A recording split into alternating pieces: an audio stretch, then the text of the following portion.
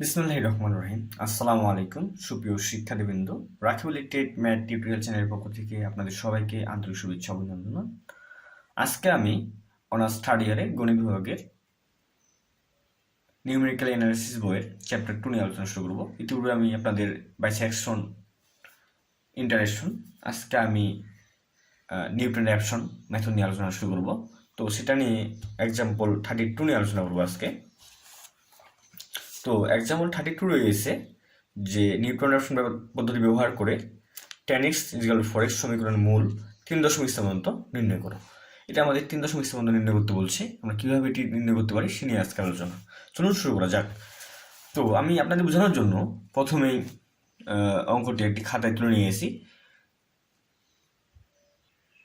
তো প্রথমে আমরা শুরুতেই কি লিখব, যে প্রদত্ত সমীকরণ।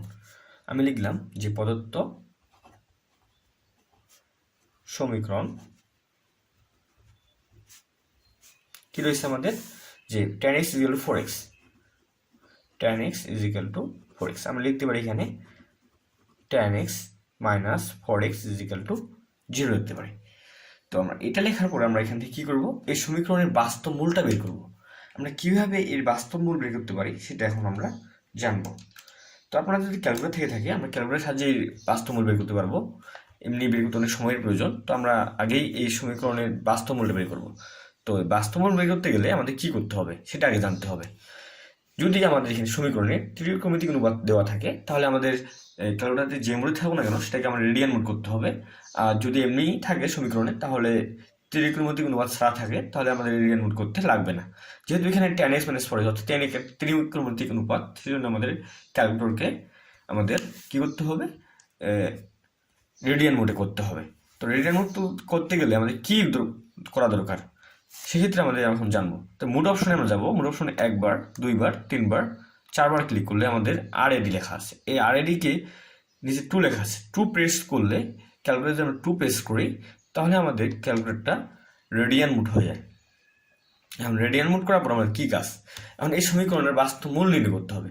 বাস্তব মূল নির্ণয় করলে আমরা কী করবো, প্রথমে এই tan আলফা ক্লিকের উপর x ক্লিক করব, মাইনাস যদি আমি 4 আলফা এক্স যদি এখানে ইকুয়াল 0। এখন আমরা কি করব, শিফট ক্যাল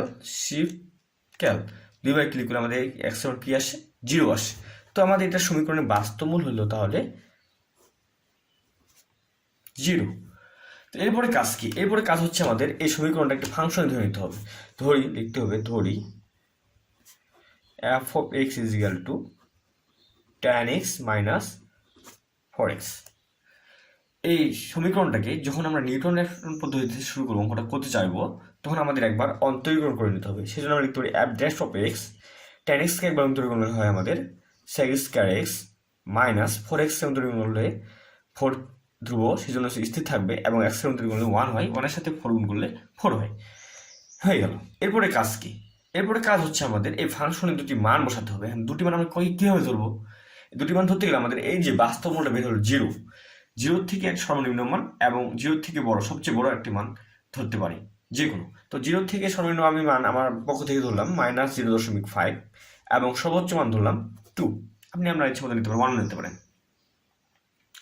তো এই মানটা আমি একবার এই ফাংশন f(x) ফাংশনে বসাবো। তো f(x) ফাংশনে বসে যদি আমি বসাই, তাহলে কি লিখবো, যে f(0) আমরা 0.5 ধরছিলাম, -0.5 ধরছিলাম, সেই জন্য আমি লিখবো এখানে f(-0.5) = tan -0.5 - 4 × -0.5। তো আমি এখন এই সমীকরণটা ক্যালকুলেশন করবো কীভাবে, যে আমি যেভাবে ক্যালকুলেটর চাচ্ছিলাম সেভাবে আছে। জাস্ট আমি ক্যালে অপশনে ক্লিক করবো, করে আমাদের কি বসছে, x এর মান -0.5 বসছে। তো আমি এখানে -0.5 তুললাম, এখন আমি ইকুয়াল চাপবো, তাহলে আমাদের অ্যান্সার সিস্টেমের মধ্যে দেখাচ্ছে। তো আমরা আবার ট্রাই করবো, সমস্যা নেই, দেখাইতে পারে অনেক সময় এই প্রবলেমটি পড়ে ক্যালকুলেটরগুলো। তো আমি এখানে লিখলাম tan x, তারপরে কি হয়েছে -4x, আমি মাইনাস দিলাম, এবার দিব কি 4 আলফাকে ব্র্যাকেটে ক্লিক করলে x চলে আসে, তো এখন আমি কি লিখবো এখানে, এই যে ক্যাল অপশনে ক্লিক করব। ক্যাল অপশনে ক্লিক করলে আমাদের এই যে মানটা কত ছিল, এক্স এর মধ্যে -0.5, তো আমি -0.5 বসাবো, এবার ইকুয়াল যাবো। তাহলে আমাদের অ্যান্সার কত আসছে 1.4536। তো আমাদের এটার মান আসলো 1.4536। ওকে, এবার আমরা সর্বোচ্চ মান কত ধরেছিলাম 2। তো আমি আবার এই ফাংশনে আবার এই যে f(2) লিখবো। তাহলে আমাদের লিখতে পারি tan2 - 4 × 2। তো আমি ঠিক এইখানে যেভাবে সাবস্টিটিউশন সেভাবে থাকবে, জাস্ট ক্যাল অপশনে ক্লিক করবো, 2 এ ক্লিক করবো, ইকুয়ালে ক্লিক করবো, তাহলে -10.1850 আসে। তো আমি লিখলাম -10.1850। এখন আমাদের ঠিক আগের মতোই লিখতে হবে, যেভাবে আমরা বাইসেকশন মেথড, ইন্টারসেকশন মেথড লিখছিলাম, যে যেহেতু f(-0.5) ও f(2) বিপরীত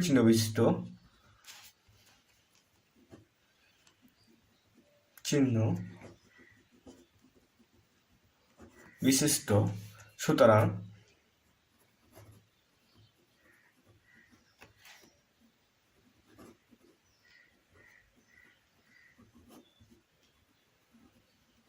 কারণ 0.5 ও 2 এর মধ্যে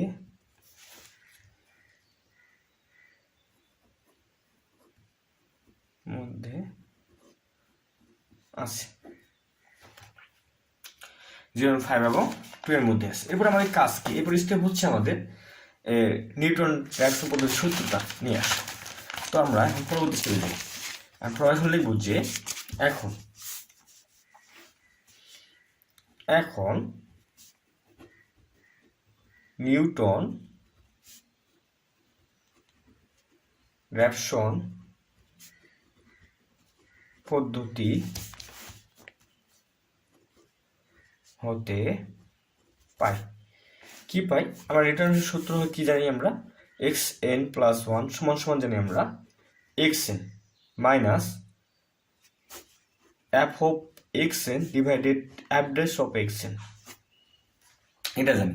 তো আমরা f(x) সমান কি জানি, আমরা f(x) আমরা ইতিপূর্বে জেনেছি, f(x) সমান জানি যে tanx - 4x, আর f'(x) জানি আমরা sec² x - 4। তো এই মানটা আমরা এখন এই যে আমরা লিখলাম এখন সূত্রটা, এই সূত্রে বসাই দেব।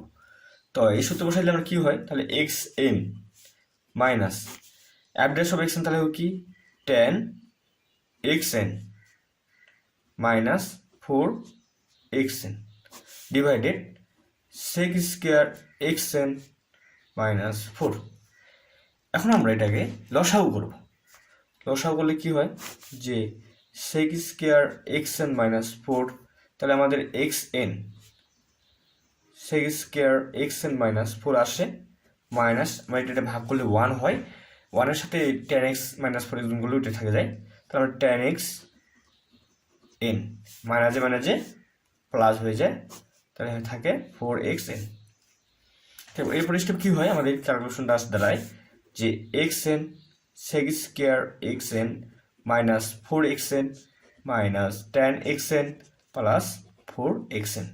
তো 4xn কাটা যাচ্ছে, নিচে আমাদের কি থাকছে sec² xn - 4।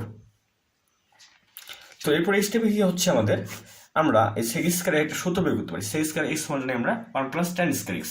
তো আমরা এখানে সূত্র প্রয়োগ করে দিই, xn সমান লিখতে পারি xn sec² xn সমান লিখতে পারি আমরা 1 + tan² xn minus 10xn divided কি থাকে, আবার এখানে সূত্র প্রয়োগ করব আমরা 1 + tan² xn - 4। এরপর স্টেপ আমাদের এই যে xn এর সাথে গুণ অবস্থায় চলে যায়, তাহলে লিখতে পারি xn plus 10 xn plus xn into 10xn minus tan² xn minus 10xn divided, এটার সাথে বিয়োগ করলে 3 হয়, -3 হয়, 1-এর সাথে -4 বিয়োগ করলে -3 হয়, তাহলে আমরা লিখতে পারি tan² xn - 3। তাহলে আমরা জানি xn + 1 সমান xn plus xn tan² xn minus ten x N divided one tan square x N, এখানে এন হবে -3। এরপর আমরা লিখবো ধরি। এরপর স্টেপ যেটা হচ্ছে আমাদের ধরে লিখতে হবে। ধরে লিখে এই যে ধরি এক্স নোট সমান লিখতে পারি আমরা কি, আমাদের যে দুটি মানের জন্য একটি ধনাত্মক এবং ঋণাত্মক মান পেয়েছিলাম, এই কোন দুটি মানের জন্য, এই যে 0.5 এবং -0.5 এবং 2 এর জন্য একটি ধনাত্মক এবং ঋণাত্মক মান পেয়েছি। এখন এই দুটো সমষ্টি ভাগ 2 দিব আমরা। এখন আমরা যদি লিখি যে -0.5 প্লাস 2 ডিভাইডেড 2 দিব। এখন তাহলে আমরা ক্যালকুলেটর চাপি, যদি কি 0.5 sorry -0.5 plus 2 is equal to divided 2 দিয়ে দিই, তাহলে কি আসে 0.75 আসে। তো আমি এখানে লিখে দিই 0.75। এরপরে স্টেপ হচ্ছে ধাপ 1, অর্থাৎ প্রথম আসন্ন মান আমাদের। এরপরে ধাপ হচ্ছে প্রথম আসন্ন মান। আমি লিখলাম যে প্রথম আসন্ন মান। এখন এন এর মান এখানে লিখতে হতে পারে 0, 1, 2, 3 ডট ডট এটসেট্রা হতে পারে। তো আমি এক্স প্রথমটা আমি দেখা দিচ্ছি কেন এন এর মান 0, 1, 2, 3 হতে পারে, পরেগুলো আপনি বুঝে নেবেন। তো n প্লাস 1 সমান সমান জানি আমরা xn tan square xn minus tan xn plus xn, এটা জানি আমরা। ডিভাইড কি জানি আমরা, এই যে tan স্কয়ার xn মাইনাস 3, ওই যে আমরা ক্যালকুলেশন করে পেলাম এইখানে, এই যে এই সমীকরণটা বসাইলাম। তো n এর মান যদি আমরা 0 নিই তাহলে কি হয় দেখো, তাহলে কি হয় আমাদের প্রথম আসন্ন মান হয় 0 প্লাস 1। তাহলে আমাদের n এর মান অবশ্যই 0 বসাইতে হবে। x not tan square x not tan x not plus x not হয়। ডিভাইড কি হয় আমাদের tan square x not minus 3 হয়। এখন আমরা x নটের মান জানি আমরা, এই যে পূর্বেই জেনে আসলাম x নটের বের করলাম 0.75। তো ঠিক আমরা এইভাবে এই মানটা এখানে বসাবো। আমরা যদি এক এক করে মানগুলো বসাই তো অনেক সময়ের প্রয়োজন। তো আমরা এটা ক্যালকুলেটরের সাহায্যে কীভাবে বের করতে পারি সেটা এখন দেখব। তাহলে আমাদের এখানে কি হয় x1 চলে আসে। তাহলে x1 আমরা বের করবো ক্যালকুলেটরের সাহায্যে কীভাবে দেখো। তো আমাদের বলছিল 3 দশমিক স্থাপন, তাই না? তাহলে আমাদের এই ক্যালকুলেটর ফিক্স করে নিতে পারি। আমরা ফিক্স কীভাবে করবো, এই যে মোড অপশনে 1 বার 2 বার 3 বার 4 বার 5 বার ক্লিক করবো, ফিক্স লেখা আছে 1, ফিক্সের নিচে আমাদের 1 লেখা আছে। আমি 1 যদি এখানে প্রেস করে দিই তাহলে আমাদের একটা অপশন আসছে। তো আপনি যদি 3 দশমিক চান তাহলে 3 প্রেস করলে 3 দশমিক দেখাবে। যদি 4 চান 4 ক্লিক করলে 4 দশমিক স্থান দেখাবে। তো আমি 3 চাইছি, সেই জন্য আমি 3 ক্লিক করলাম, সেজন্য 3 দশমিক স্থান আমাকে দিবে ক্যালকুলেটরটা। তো আমরা এই সমীকরণটা এখন আমাদের ক্যালকুলেটরে তুলবো। তো আমাদের কি হয়েছে এক্স নোট, আমাদের তো এক্স নোট তোলার ক্যালকুলেটরে কোনো অপশন নেই। তো আমরা কি লিখবো, শুধু এক্স লিখবো। হ্যাঁ, তো আমাদের হচ্ছে x note tan square x note. তো আমরা লিখবো first bracket x note, alpha click করি, ব্র্যাকেট ক্লিক করি, তাহলে আমাদের এক্স চলে আসে। তো 10 x minus tan x square আছে, সেজন্য আমার ব্র্যাকেট ইউজ করতে হবে, অবশ্যই 10 লিখতে হবে, আবার ব্র্যাকেটে অবশ্যই এক্স লিখতে হবে, ব্র্যাকেট ক্লোজ করতে হবে, আবার স্কয়ার, এই যে স্কয়ারে ক্লিক করলে আমাদের tan স্কয়ার হয়ে যায়। কি হয়েছে tan স্কয়ার এক্স হয়ে গেছে এখানে আমাদের মাইনাস tan x নোট। আবার আমরা মাইনাসে ক্লিক করবো, তাহলে লিখবো কি 10 x নোট, আলফা যদি ক্লিক করি এক্স লিখি তাহলে 10 x note plus x note, plus আমি দিলাম আলফা ক্লিক করে ব্র্যাকেটে ক্লিক করলে এক্স চলে আসে, ব্র্যাকেট ক্লোজ করলাম। এবার কি আছে divided tan square x node minus 3, আমি ডিভাইডে ক্লিক করলাম, first bracket tan square x note, আমি অবশ্যই ডবল ব্র্যাকেট করবো 10, এই যে এক্স চলে আসলো, ব্র্যাকেট ক্লোজ করলাম করে স্কয়ার হয়ে গেল, স্কয়ারে ক্লিক করলে স্কয়ার হয়ে যাবে, -3 রয়েছে, আমি -3 দিলাম। হ্যাঁ, তো এরপর আমি কী করবো, ব্র্যাকেট ক্লোজ করবো। ব্র্যাকেট ক্লোজ করার পর আমাদের যে অপশনটা আসবে, এখন আমাদের কী করতে হবে, আমাদের মান তুলে নিই, এক্স এর নোটের মান কিন্তু বসাই না এখন মান বসাবো। কী হবে, এই যে ক্যাল অপশনে ক্লিক করলে এক্স হোয়াট চলে আসছে। আমরা এক্স এর মান জানতাম, এক্স এর একটা যে মান আসতো আমাদের, সেই মানটা আমরা পেয়েছিলাম, এক্সপোনেন্টের মান পেয়েছি 0.75, এই যে 0.75 সেটা এখন আমরা এই যে এক্স ওয়াট যে রয়েছে এই এক্স ওয়াটে বসাবো। তো আমরা লিখবো এখন 0.75, 5 লিখে ইকুয়াল চাপলে আমাদের মান চলে আসবে -0.020। তো আমরা এখন এই x1 অর্থাৎ x1 x0 0+1 যোগ করলে আমার কি হয়, এই যে 1 হয়, তার মানে লিখতে পারি -0.220। এখন আবার আমরা এই যে যদি আমরা এখন লিখি n এর মান 1 নিই +1, তাহলে আমাদের এখানে n এর মান 1 হয়ে চলে আসবে। তো আমরা এত কিছু না লিখে জাস্ট আমরা কি করবো, এই যে ক্যালকুলেশনে ক্লিক করব, ক্লিক করার পর আমাদের মানটা যে পাইছিলাম -0.0220, তো এই মানটা আবার বসাবো এখানে -0.220, এই 220 রয়েছে, আমরা যদি ইকুয়াল চাপি তাহলে কি আসে আমাদের 0.003 আসে। তো আমি আবার এখানে x2 দিলাম, লিখলে পারি আমরা এখানে 0.003। তো আবার আমরা x3, এখন x এর মান যদি আমরা 2 নিই, n এর মান যদি 2 নিই +1, তাহলে কি হয় আমাদের, এখন আমরা যদি আবার এখানে ক্যালকুলেশনে ক্লিক করি, ক্লিক করার পর আমরা x ওয়াট দেখাই, x ওয়াট, এখন আমার x এর মান হবে এইটা 0.003। আমরা যখন 0.003 ক্লিক করি ইকুয়াল চাবি, তাহলে আমাদের অ্যান্সার আসছে 0.00। তো আমরা এখানে লিখবো যে 0.0, আচ্ছা x2 আর 1 যোগ করলে কি হয়, x3 হয়, আমরা লিখতে পারি 0.00। তো আবার আমরা ক্লিক করতে পারি, ক্যালকুলেশন ক্লিক করব, আবার আমরা এবার দিয়ে x4, অর্থাৎ আমাদের পরপর যদি দুটো মান একই আসে তাহলে সেটা আমাদের বাস্তবমূল হবে। তো আমাদের এখানে এ নিয়ে মান হচ্ছে 3 1, এগুলো লিখতে পারি আমরা x4 সমান লিখতে পারি আমরা কি, যে আমরা ক্যালকুলেশনে আবার ক্লিক করি, x এর মান হবে কি, এখন ক্যালকুলেশনে যদি আমরা ক্লিক করি 0.000 বসাইতে হবে, 0.000 বসাইলাম, তাহলে অ্যান্সার আসে আমাদের কি 0.00। তাহলে আমাদের পরবর্তী দুটো অ্যান্সার একই আসে। তাহলে এটা আমাদের কি লিখতে পারি, আমরা লিখতে পারি x3 = x4, লিখতে পারি যেহেতু x = x4, সুতরাং এর বাস্তব মূল 0.000। আশা করি আপনারা বুঝতে পেরেছেন। যদি বুঝে থাকেন, আমার ক্লাসটি থেকে আপনারা উপকৃত হয়ে থাকেন, তো অবশ্যই আমার চ্যানেল সাবস্ক্রাইব করবেন আর বেল আইকনটি অন করে রাখবেন।